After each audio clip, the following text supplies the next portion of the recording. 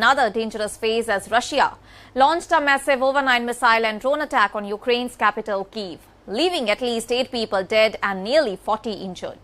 The powerful assault caused widespread destruction across the city, with residential buildings collapsing, hotels catching fire, and rescue teams continuing in order to search for people those are trapped under the rubble.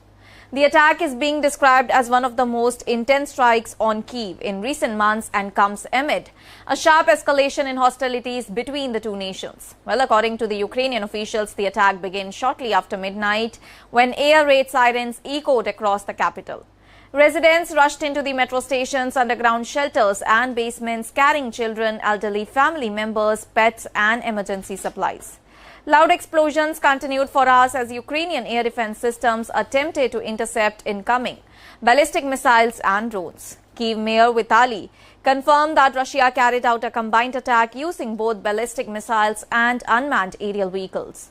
Emergency services were deployed across multiple districts as fires broke out and several residential buildings suffered heavy damage. One of the worst hit sites was a 9-story apartment building that was directly struck, causing several floors to collapse. Rescue teams are using heavy machinery to clear debris, while authorities fear that the death toll could rise as more victims may still be trapped. A hotel on Kyiv Central also caught fire after being hit during the attack. Flames spread rapidly across the upper floors while firefighters battled the blaze for several hours. Several nearby homes, vehicles and public buildings were also damaged. Ukrainian authorities said that the attack affected all the 10 districts of Kyiv, making it one of the widest assaults on the capital since the war began. Several emergency responders were also injured while carrying out rescue operations. Officials have confirmed that paramedics and ambulance personnel were among all those hurt while responding to the missile strikes. Interestingly, Ukrainian President Volodymyr Zelensky had warned citizens about the possibility of a major Russian attack just hours before the strikes began. Citing intelligence reports, he urged residents to move to shelters immediately whenever air raid sirens sounded. Zelensky also cut short his overseas visit after receiving reports that Russia was preparing a major assault on Kyiv. The latest Russian offensive comes just days after Ukraine intensified its own long-range drone attacks inside the Russian territory. Ukrainian forces have recently targeted fuel depots, oil refineries and military infrastructure in regions including Moscow and Crimea.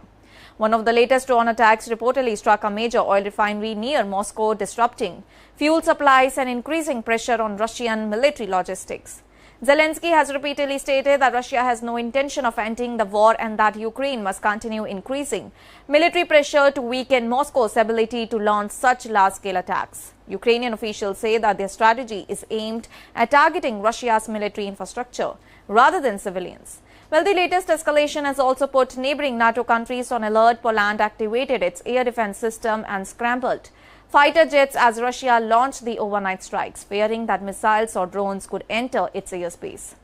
After closely monitoring the situation, Polish authorities confirmed that no violation of their airspace had occurred and later stood down the fighter aircraft. Finland also briefly imposed aviation restrictions in parts of the eastern Gulf of Finland before lifting them once the threat had passed.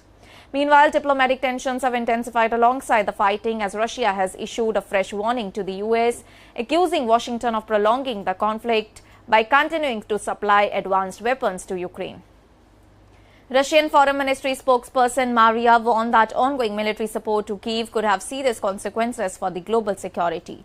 She also criticized President Zelensky, accusing him of pursuing policies that escalate the conflict further. Ukraine has rejected all those accusations and continues to seek military and financial assistance from its Western allies.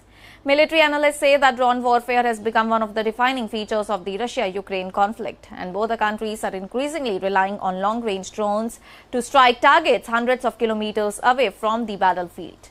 Recent studies suggest that drones now account for a significant share of battlefield casualties, highlighting how modern warfare is rapidly evolving.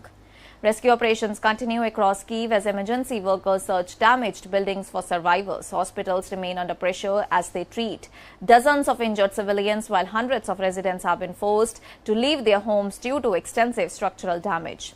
Authorities have warned people to remain alert as the possibility of further missile and drone attacks continue to be ruled out. Well, more than 4 years into the conflict, the Russian-Ukraine war continues to grow more intense with each passing week. And as Russia steps up missile attacks and Ukraine expands its deep strike drone operations inside Russian territory, hopes for an immediate ceasefire appear increasingly remote.